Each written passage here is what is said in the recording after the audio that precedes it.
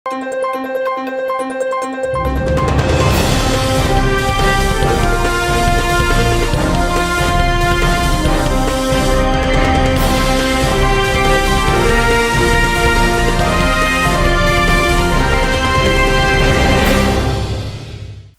శివాబీ news కు స్వాగతం. నా పేరు శైలజ.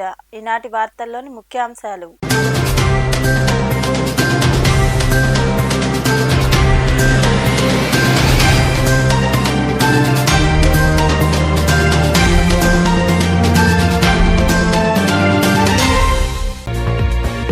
కూటమి ప్రభుత్వం విఫలం కారణంగా వర్షాలకు 60 మందికి పైగా చనిపోయారు. సమస్యను పక్కదోవ పట్టించేందుకు సురేష్ ను అక్రమంగా అరెస్ట్ చేశారని గుంటూరులో మాట్లాడిన మాజీ సీఎం జగన్మోహన్ రెడ్డి.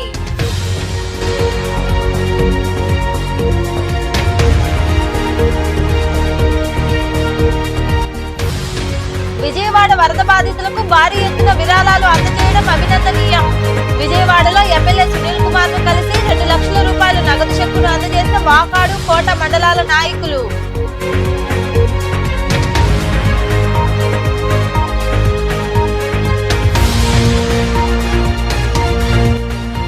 జాతీయ లోక్ అదాలత్ను విజయవంతం చేయండి.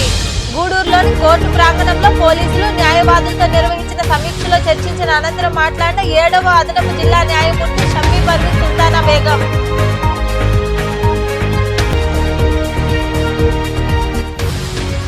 వాడవాడ పూజలు అందుకుంటున్న గణనాథుడు. గూడూరు, చిల్లకూరు, మనుగోలు తదితర మండలాల్లో ఏర్పాటు చేసిన వినాయక విగ్రహాల వద్ద ప్రత్యేక పూజలు, అనంతరం నిమజ్జన కార్యక్రమాలు. ఇరువుగా పాల్గొని స్వామివారిని దర్శించుకుంటున్న భక్తులు. రాష్ట్రం వర్షాలతో అతలాకుతలం అవుతున్న వేళ టాపిక్ ను డైవర్ట్ చేయడానికి దళిత మాజీ ఎంపీ నందిగాం సురేష్ ను అరెస్ట్ చేశారని మాజీ ముఖ్యమంత్రి జగన్మోహన్ రెడ్డి మండిపడ్డారు. కూటమి ప్రభుత్వంలో అరెస్ట్ అయిన నందిగాం సురేష్ ను ఆయన గుంటూరు సబ్ జైలుకెళ్లి పరామర్శించారు. టీడీపీ కార్యాలయంపై దాడి కేసులో అరెస్ట్ అయిన మాజీ ఎంపీ నందిగాం సురేష్ గుంటూరు సబ్ జైల్లో ఉన్నారు. ఈ క్రమంలో భాగంగా బుధవారం మాజీ ముఖ్యమంత్రి జగన్మోహన్ రెడ్డి సబ్ జైలుకు చేరుకుని ఆయన్ను పరామర్శించారు. వైఎస్ జగన్ కు మద్దతుగా గుంటూరుకు వైకాపా శ్రేణులు భారీగా తరలివచ్చారు. ఈ సందర్భంగా మాజీ ముఖ్యమంత్రి జగన్మోహన్ రెడ్డి మాట్లాడుతూ, సీఎంగా ఉన్నప్పుడు నన్ను దూషించినా నేను కక్ష సాధింపుకు దిగలేదని, కడుపు మండి నన్ను ప్రేమించేవారు ధర్నాకు దిగారని తెలిపారు. వారిపై కూడా టీడీపీ దాడికి ప్రయత్నించిందని తెలిపారు. ఆ సమయంలో టీడీపీ కార్యాలయంపై రాళ్లు పడి ఉండవచ్చన్నారు. తెలుగుదేశం పార్టీ కార్యాలయంపై దాడికి పాల్పడిన వారిని గుర్తించి 41A కింద నోటీసులు ఇచ్చి అప్పట్లో కోర్టులో ప్రవేశపెట్టామని, అది మా నిబద్ధత అని అన్నారు. విజయవాడలో నారా చంద్రబాబు నాయుడు వ్యవహార శైలి, ప్రభుత్వ ఫెయిల్యూర్ తో 60 మందికి పైగా చనిపోయారని జగన్ విమర్శించారు. దళిత మాజీ పార్లమెంటు సభ్యుడు సురేష్ 4వ తారీఖున రాత్రి పూట హైదరాబాద్ కు వెళ్లి సురేష్ ను ఒక దళితుడిని, సురేష్ ను ఒక ఎక్స్ ఎంపీని అరెస్ట్ చేశారు.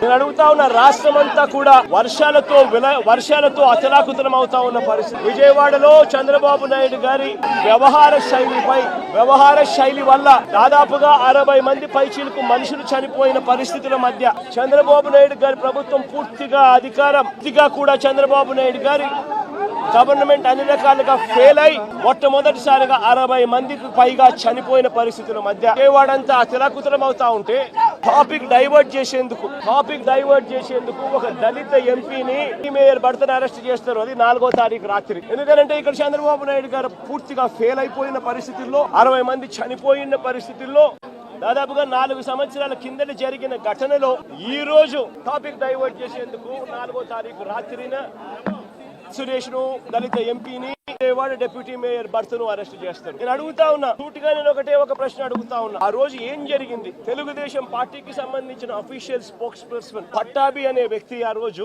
ముఖ్యమంత్రిగా ఉన్న అప్పట్లో సిట్టింగ్ ముఖ్యమంత్రిగా ఉన్న వ్యక్తిని ఓసిడీకే అని తిట్టాడు. ఓసిడీకే అంటే ఏమిటో తెలుసా? తెలుగుదేశం పార్టీ కార్యాలయంలో తెలుగుదేశం పార్టీ అధికార ప్రతినిధి ముఖ్యమంత్రిని ఆ రోజు అన్న మాట లంజా కొడక అని. ఆ మాదిరిగా ఒక వ్యక్తి తిడితే రాష్ట్ర వ్యాప్తంగా ఆ ముఖ్యమంత్రిని ప్రేమించే వాళ్ళు, వైఎస్ఆర్ కాంగ్రెస్ పార్టీని అభిమానించే వాళ్ళు, రాష్ట్ర వ్యాప్తంగా ఉన్న వాళ్ళందరికీ కూడా కడుపు మండగా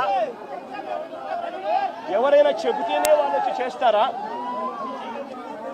కడుపు మండిన వాళ్ళు ఈ అన్యాయాన్ని చూడాలనుకునే వాళ్ళు, చూడకూడదు అని అనుకునే వాళ్ళు ధర్నా చేయడానికి వచ్చిన వాళ్ళ మీద దాడి చేయడానికి. గూడూరు గ్రామీణ పట్టణంలోని తాళమ్మ దేవాలయ సమీపంలో ఉన్న రైల్వే ట్రాక్ వద్ద పొలాల్లో బుధవారం మధ్యాహ్నం యువకుడి మృతదేహం కలకలం రేపింది. సుమారు 25 ఏళ్లలోపు ఉన్న యువకుడిని ఎవరైనా హత్య చేశారా లేక ఆత్మహత్యకు పాల్పడ్డా అన్న వివరాలు తెలియాల్సి ఉంది. స్థానికుల ద్వారా సమాచారం అందుకున్న గ్రామీణ పోలీసులు సంఘటనా స్థలికి చేరుకుని మృతదేహాన్ని పరిశీలించి ఈ మేరకు కేసు నమోదు చేసి దర్యాప్తు చేపట్టారు.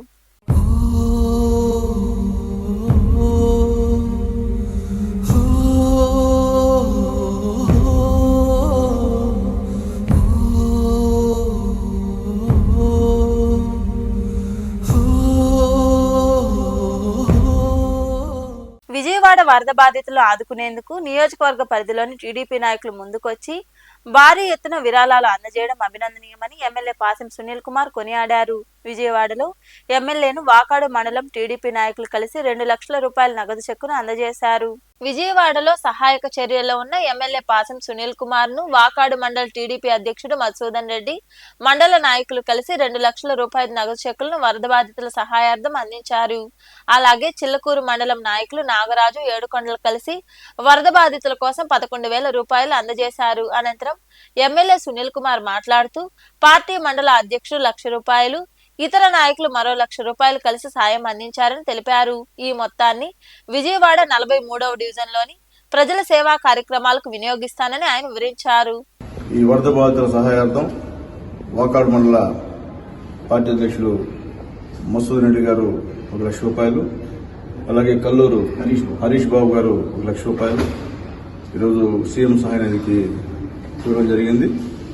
ఈ డబ్బులతో ఆ వార్డులో ఉన్నటువంటి పేదవాళ్ళకి ఏదైనా అవసరం, అత్యవసర వస్తువులు కానీ అవసరం దాన్ని తీసి ఇద్దామని అనుకుంటున్నాం. అట్లాగే ఇంతకుముందు కూడా వాకాడు మండలం నుంచి 65,000 కూడా ఇవ్వడం జరిగింది. అంటే వాకాడు మండలం నుంచి టోటల్గా 2,66,000 మా తెలుగుదేశం పార్టీ, మరీ చెప్తున్నాం, తెలుగుదేశం పార్టీ క్యాడర్ ఇచ్చింది. ఎందుకంటే మా వాళ్ళందరూ ప్రతి ఒక్క పార్టీ ప్రెసిడెంట్ స్పందించి డబ్బులు ఇచ్చినందుకు ప్రతి ఒక్క పార్టీ అధ్యక్షులకి, అక్కడ ఉన్నటువంటి నాయకులకి, కార్యకర్తలకు కూడా ప్రత్యేకమైన ధన్యవాదాలు. స్లమ్స్ లో చీరలకి తీసేమని ఇచ్చారు, ఇవన్నీ కూడా చీరలు పంచేదానికి ఉపయోగిస్తున్నాం. అట్లాగే ముఖ్యంగా అన్ని మండలాల కన్నా చిలకూరు మండలం దాదాపు 7 లక్షల పైన మా పార్టీ నాయకులు, అచ్చంగా పార్టీ నాయకులే సీఎం రిలీఫ్ ఫండ్కి చెక్కు ద్వారా ఇచ్చినందుకు అందరూ కూడా పేరు పేరున ధన్యవాదాలు తెలియజేస్తూ ప్రత్యేకమైనటువంటి ధన్యవాదాలు రాణి గారికి. ఈ కార్యక్రమంలో కోట మండల టీడీపీ అధ్యక్షుడు సర్వోత్తమ రెడ్డి, కోట, వాకాడు మండలాల నాయకులు పాల్గొన్నారు. సహకార సంఘాలను ప్రభుత్వం కంప్యూటీకరణ చేస్తున్నారని, ఇందులో భాగంగా సంఘం సభ్యులు కేవైసీ డీటెయిల్స్ ను సొసైటీ అందించాలని డివిజన్ సహకార శాఖ అధికారి రవి రాజశేఖర్ తెలిపారు. చిల్లకూరు మండలంలోని తుప్పుగుంటపాలెం ప్రాథమిక వ్యవసాయ సహకార సంఘం కార్యాలయ ఆవరణలో మహాజనసభ కార్యక్రమం జరిగింది. చిల్లకూరు మండలంలోని తిప్పగుంటపాలెంలో ఉన్న ప్రాథమిక వ్యవసాయ సహకార సంఘం కార్యాలయ ఆవరణలో బుధవారం మహాజనసభ కార్యక్రమం జరిగింది. ఈ కార్యక్రమంలో పాల్గొన్న డివిజన్ సహకార అధికారి రవి రాజశేఖర్ మాట్లాడుతూ సహకార సంఘాలను ప్రభుత్వం కంప్యూటరీకరణ చేస్తోందన్నారు. ఈ నేపథ్యంలో సంఘం సభ్యులు కేవైసీ వివరాలు సొసైటీకి అందించాలని తెలిపారు. ఈ సంఘంలో సుమారు 1000 మంది దాకా సభ్యులున్నారని, అందులో 600 మంది మాత్రమే వారి వివరాలు ఇచ్చారన్నారు. మిగతా వారు కూడా అందజేయాలని, రాష్ట్రానికి నాబోర్డు నిధుల నుండి 2,000 కోట్లు ఇవ్వడం జరిగిందని ఆయన వివరించారు. చెప్పినట్టు central government funds, state government collaboration తోటి కంప్యూటరైజేషన్ ప్యాక్స్ అనేది ఒక సిస్టమ్ వచ్చింది. దానికి మన రాష్ట్రానికి ఒక 2,000 కోట్లు నబార్డ్ ఫండ్స్ ఇచ్చారు. ఈ 2,000 కోట్లు పెట్టి మనకి కంప్యూటరైజ్ చేయాలి సిస్టమ్స్ అన్ని. అంటే సిస్టమ్స్ మీద, అంటే బుక్స్ అన్ని పక్కన పెట్టేసి ఇంకంత సిస్టంలోనే నడిపే విధానాన్ని తీసుకొచ్చారు. అంటే అన్ని నేషనలైజ్ బ్యాంక్స్ ఎలా నడుస్తున్నాయో మన కోఆపరేటివ్ సొసైటీస్ కూడా, ఈ జస్ట్ మీరు సొసైటీస్ అనుకుంటున్నారు, ఈ సొసైటీస్ కాదు, కాబోయే బ్యాంకులు.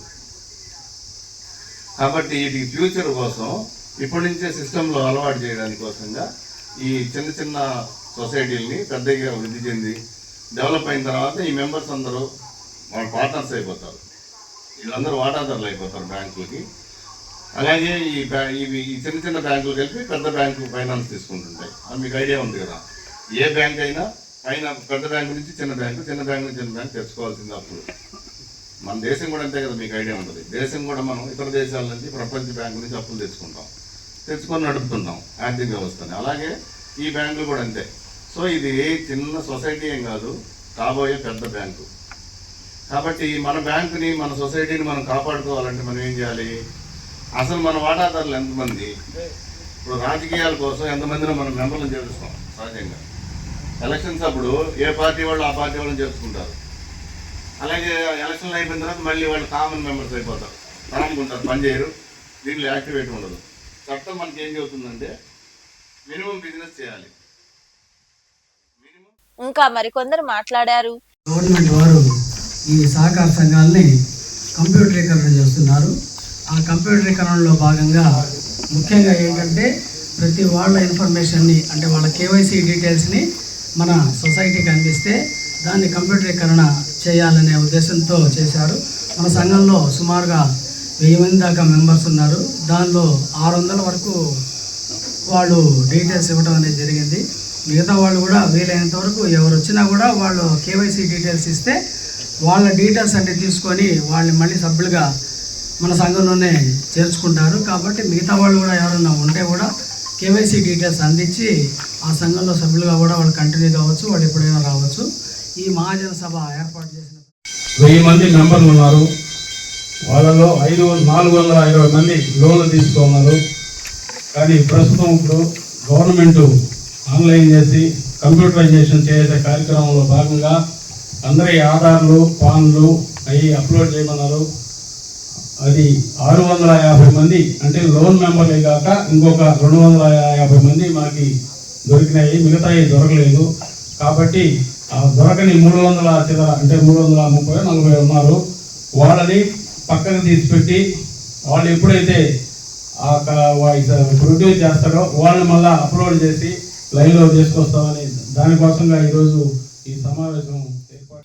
ఈ కార్యక్రమంలో సహాయ registrar Vidyasagar, personal in charge Ilyas, సంఘం మాజీ అధ్యక్షులు ఎల్లంటి ప్రభాకర్, ఉపాధ్యాయులు వెంకటేశ్వర్ల నాయుడు, నాయకులు పగడాల శ్రీనివాసులరెడ్డి, రఘురామరెడ్డి తదితరులు పాల్గొన్నారు. ఈ నెల 14వ తేదీన నిర్వహించే జాతీయ మెగా లోక్ అదాలత్ను విజయవంతం చేయాలని 7వ అదనపు జిల్లా న్యాయమూర్తి షమీ పర్వీన్ సుల్తానా బేగం తెలిపారు. గూడూరు 2వ పట్టణ పరిధిలోని కోర్టు ప్రాంగణంలో నిర్వహించిన సమీక్ష సమావేశంలో ఆమె పాల్గొని మాట్లాడారు.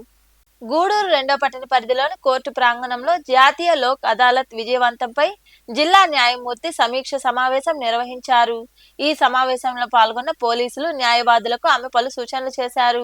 ఈ సందర్భంగా 7వ అదనపు జిల్లా న్యాయమూర్తి షమీ పర్వీన్ సుల్తానా బేగం మాట్లాడుతూ ఈ నెల 14వ తేదీన నిర్వహించే జాతీయ లోక్ అదాలత్ లో ఎక్కువ కేసులు పరిష్కారం అయ్యేలా చర్యలు తీసుకోవాలని తెలిపారు. రాజీ మార్గమే రాజమార్గం అన్నారు. కక్షిదారులకు తెలిపి కేసులు రాజీ చేసుకునేలా పోలీసులు చొరవ తీసుకోవాలని న్యాయమూర్తి వివరించారు.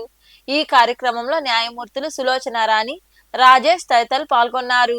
బలిజ విద్యా దీవెన పథకం కింద ప్రతిభ గల పేద విద్యార్థులకు ఆర్థిక సాయం అందిస్తున్నామని, అలాంటి పేద విద్యార్థులుంటే తమ దృష్టికి తీసుకురావాలని బలిజ సంఘం నాయకులు మదనమేటి వెంకటరమణయ్య, సారంగం శ్రీనివాసులు తదితరులు తెలిపారు. గూడూరు పట్టణంలోని త్యాగరాజు వీధిలో ఏర్పాటైన ఎస్ఎస్ ఫంక్షన్ హాల్లో ప్రతిభ కలబరిచిన విద్యార్థి సుప్రజకు ఆర్థిక సాయం అందించారు. పట్టణంలోని త్యాగరాజు వీధిలో ఉన్న ఎస్ఎస్ ఫంక్షన్ హాల్లో గూడూరు బలిజ సంఘం ఆధ్వర్యంలో బలిజ విద్యా దీవెన పథకం కింద ప్రతిభ గల విద్యార్థిని తిరుమల శెట్టి సుప్రజకు 5,000 రూపాయల ఆర్థిక సాయాన్ని నాయకులు అందజేశారు. ఈ సందర్భంగా ఆ సంఘం నాయకులు మదనమేటి వెంకటరమణయ్య, సారంగం శ్రీనివాసులు తదితరులు మాట్లాడుతూ పేద బలిజ విద్యార్థులను గుర్తించి చేయూత అందిస్తున్నామన్నారు. అలాంటి విద్యార్థులుంటే తమను సంప్రదించాలని కోరారు. ప్రతిభకు పేదరికం అడ్డు కాకూడదని తెలిపారు. వివాహమైన తరువాత గృహిణిగా అన్ని బాధ్యతలు నిర్వహిస్తూ ఇటు కళాశాలలో సాటి విద్యార్థులకు రోల్ మోడల్ గా నిలిచి ప్రతిభ చాటుకున్న సుప్రజను ప్రోత్సహించడం బలిజ సంఘం బాధ్యత అని వారు వివరించారు. విద్య కలిగితే ముద్దారగా నేర్పించినను అంటే ఎందరో మహానుభావులు చెప్పారు. కుటుంబంలో ప్రోత్సాహం ఉంటే మహిళలు సాధించలేని విజయాలు ఏవీ ఉండవు. మా అమ్మాయి సుప్రజ ఒక చేత్తో గరిటె పట్టుకొని, ఒక చేత్తో పుస్తకం పట్టుకొని రెండు విధాలుగా ఆమె సమర్థవంతంగా సాధించుకుంటూ వచ్చింది. గరిట ఇంట్లో భర్త, పిల్లలు మామయ్య గారిని అందరినీ కూడా ఎటువంటి లోపం రానికుండా, ఎటువంటి అసౌకర్యం కలిగించకుండా వాళ్ళందరి బాగోగులు చూసుకుంటూ తను కాలేజీలో చేరి పిల్లలందరిలో కూడా రోల్ మోడల్గా నిలబడి విజయాన్ని సాధించింది. ఈరోజు బాగా చదివి మంచి స్థితికి రావాలని కోరుకుంటూ ఆ అమ్మాయి వాళ్ళ సంసారాన్ని దిద్దుకుంటూ పిల్లల్ని డెవలప్ చేసుకుంటూ ఇంత బాగా చదివిన దానికి ఆమెకి నాకు కృతజ్ఞతలు మరియు వందనాలు. ఇదే మాదిరిగా డెవలప్ చేయాలని వారి పిల్లలు కూడా ఆమె ఎలాగైతే చదువుతుందో వాళ్ళని కూడా డెవలప్ చేసి మంచి స్థితికి తీసుకొచ్చి మీరు కూడా ఈ దీవెనలో పాల్గొని ఈ కార్యక్రమం బలిజ విద్యా దీవెన కార్యక్రమం చేస్తున్నాము. ఈ కార్యక్రమం ప్రతి ఒక్క నెల జరుపుతూ ఉన్నారు. ఇప్పుడు ఈరోజు మా అమ్మాయి బాగా చదువుకొని ఎన్నో అవార్డులు పొంది సర్టిఫికేట్లు కూడా ముందు పరిచున్నాము మేము. ఆమెకి ఇద్దరు బిడ్డ తల్లినా సరే చదువులో రాణించేందుకు ఆమెకి ఈరోజు ఏదో చేయూతగా కొంత కార్యక్రమం. నేను ఎస్కేఆర్ కాలేజ్లో డిగ్రీ చదివానండి. ఈ మధ్య నన్ను బలిజ విద్యా దీవెన వాళ్ళు గుర్తించి నా ప్రతిభకు ఇట్లాంటి పురస్కారం ఇచ్చిన దానికి చాలా సంతోషంగా ఉంది. ఇలాగే ఎంకరేజ్ చేస్తూ ఉంటే మాలాంటి వాళ్ళు చాలామంది ఇంకా బాగా చదువుకుంటారు సార్. ఇందాక సార్ చెప్పినట్టు నేను కూడా మంచి పొజిషన్కి వచ్చిన తర్వాత ఇలా చాలామంది పేద విద్యార్థులు. ఈ కార్యక్రమంలో నాయకులు మొగరాల నాగేశ్వరరావు, సనిశెట్టి వెంకటేశ్వర్లు, ఇస్కా లక్ష్మీనారాయణ తదితరులు పాల్గొన్నారు.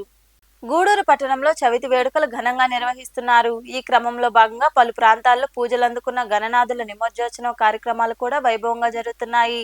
పట్టణంలోని బన్హీ సాహెబ్పేట, హైస్కూల్ రోడ్డు తదితర ప్రాంతాల్లో వినాయక స్వామి ఊరేగింపు వైభవంగా జరిగింది. తప్పెట్లు, బాణాసంచ నడుమ స్వామివార్లను నిమజ్జనానికి తరలించారు. భక్తులు విరుగా పాల్గొని స్వామివార్లను దర్శించుకున్నారు.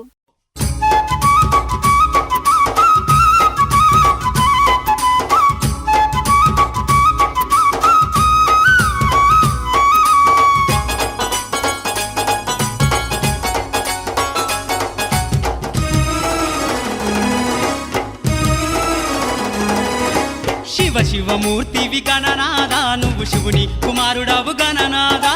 శివ శివమూర్తివి గణనాదా, నువ్వు శివుని కుమారుడవు గణనాదా. గణ గణ గంటల్ల గణనాదా, నువ్వు గుణ గుణ రావయ్య గణనాదా. శివ శివమూర్తివి గణనాదా, నువ్వు శివుని కుమారుడవు గణనాదా. శివ శివమూర్తివి గణనాదా, నువ్వు శివుని కుమారుడవు గణనాదా. చిల్లకూరులోని కోకోలు గార్డెన్ లో వినాయక చవితి సందర్భంగా ఏర్పాటు చేసిన గణనాథుడి విగ్రహం వద్ద స్వామివారికి ప్రత్యేక పూజలు నిర్వహించారు. అనంతరం భారీ అన్నదాన కార్యక్రమం జరిగింది. భక్తులు అధిక సంఖ్యలో పాల్గొని వినాయకుని దర్శించుకుని అన్నప్రసాదాలు స్వీకరించారు. ఈ కార్యక్రమాలు ఉత్సవ కమిటీ సభ్యుల ఆధ్వర్యంలో జరిగాయి. జై జై జై జై గణేశ జై జై జై జై జై జై జై జై వినాయక జై జై జై జై జై జై జై గణేశ జై జై జై జై జై జై జై జై వినాయక జై జై జై.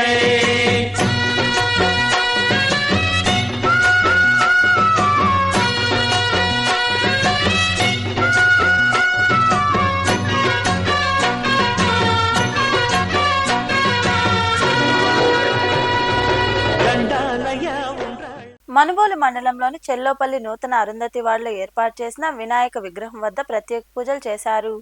భక్తులు ఇరువుగా పాల్గొని స్వామివారిని దర్శించుకుని తీర్థ ప్రసాదాలు స్వీకరించారు.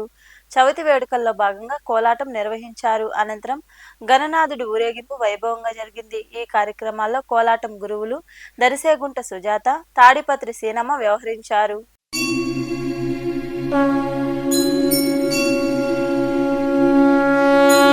గణపతి బప్పా మోరియా ఆదా లడ్డు చోరియా, గణపతి బప్పా మోరియా ఆదా లడ్డు చోరియా.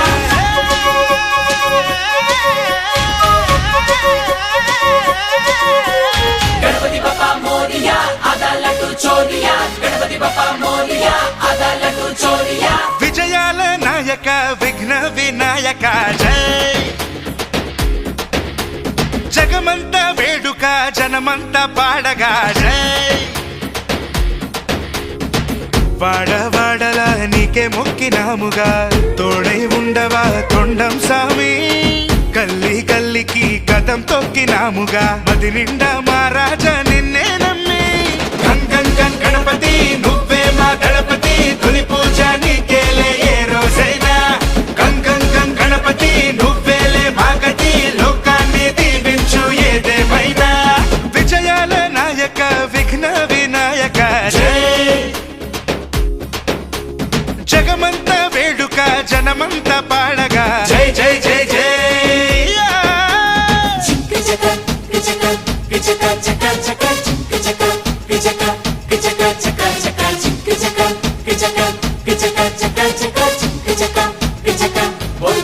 అయ్యప్పయ్య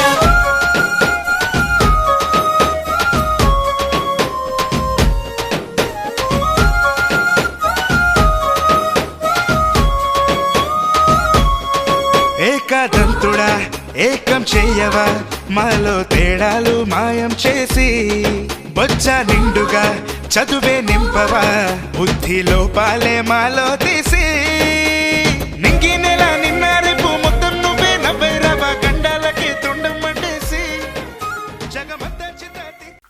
నాయుడుపేట ఓజిలి మండలాల్లో వినాయక చవితి పండుగను పురస్కరించుకుని గత 5 రోజులుగా చవితి ఉత్సవాలు వైభవంగా జరుగుతున్నాయి. స్వామివారికి అభిషేకాలు, విశేష పూజలు కమిటీ సభ్యుల ఆధ్వర్యంలో ఘనంగా నిర్వహించారు.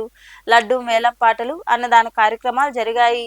కోలాటం, భజన కార్యక్రమాలు భక్తి శ్రద్ధలతో నిర్వహించగా భక్తులు పాల్గొని తిలకించారు. అనంతరం స్వామివార్ల నిమజ్జన వేడుకలు వైభవంగా జరిగాయి.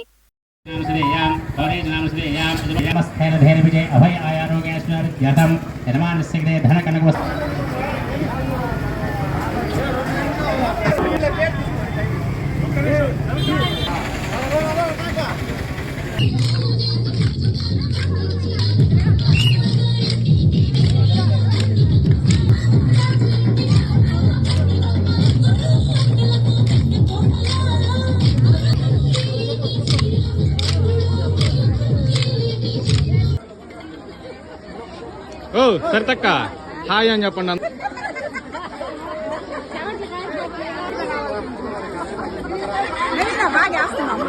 ఎక్సలెంట్.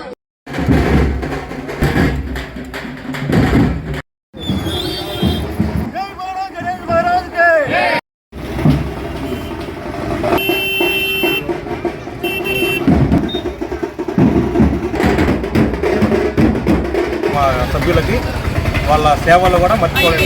ప్రతి ఒక్కరు చిన్న పెద్ద ప్రతి ఒక్కరు ఈ గణేష్ కమిటీ ఇంత బాగా రావడానికి కారకమైన ప్రతి ఒక్కరికి మా ధన్యవాదాలు తెలుపుతున్నాను. ఇలాగే ఇంకా ఎన్నెన్నో సంవత్సరాలు ఈ గణేష్ ఉత్సవాలు జరుపుకోవాలని మనస్ఫూర్తిగా విఘ్నేశ్వరుని ప్రార్థిస్తూ అంతా మంచి జరగాలని కోరుకుంటూ జయ గణేష్ కమిటీ సభ్యులందరికీ.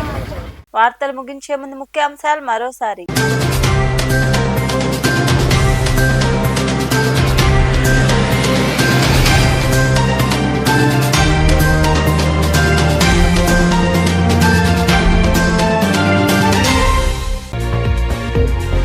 ప్రభుత్వం విఫలం కారణంగా వర్షాలకు 60 మందికి పైగా చనిపోయారు.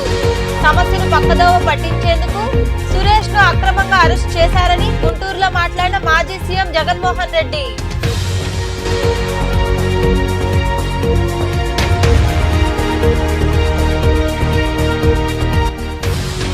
విజయవాడ వరద బాధితులకు భారీ ఎత్తున విరాళాలు అందజేయడం అభినందనీయం. విజయవాడలో ఎమ్మెల్యే సునీల్ కుమార్ ను కలిసి 2 లక్షల రూపాయల నగదు చెక్కును అందజేసిన వాకాడు, కోట మండలాల నాయకులు.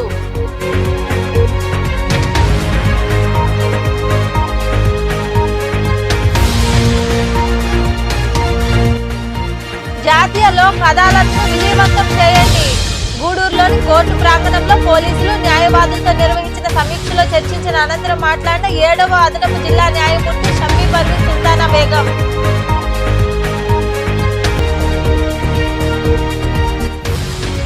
వాడవాడ పూజలు అందుకుంటున్న గణనాథుడు. గూడూరు, చిల్లకూరు, మనుగోలు తదితర మండలాల్లో ఏర్పాటు చేసిన వినాయక విగ్రహాల వద్ద ప్రత్యేక పూజలు, అనంతరం నిమజ్జన కార్యక్రమాలు. ఇరువుగా పాల్గొని స్వామివారిని దర్శించుకుంటున్న భక్తులు. ఈ వార్తలు ఇంతటితో సమాప్తం. తిరిగి ప్రసారమయ్యే శివాబీ న్యూస్ లో మళ్ళీ కలుద్దాం. అంతవరకు సెలవు. నమస్తే.